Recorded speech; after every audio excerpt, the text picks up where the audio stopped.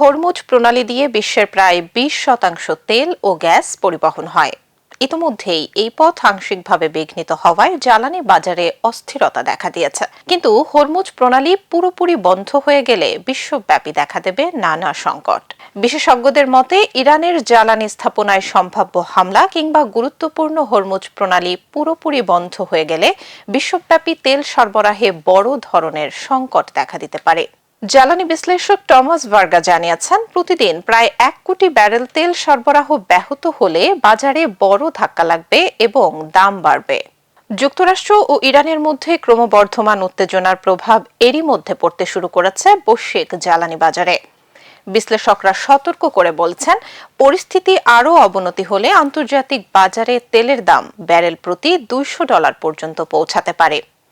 এদিকে যুক্তরাষ্ট্রের president Donald Trump ইঙ্গিত দিয়েছেন, প্রয়োজন হলে ইরানের প্রধান তেল রপ্তানি কেন্দ্র খার্গ দ্বীপ দখল বা ধ্বংস করা হতে পারে।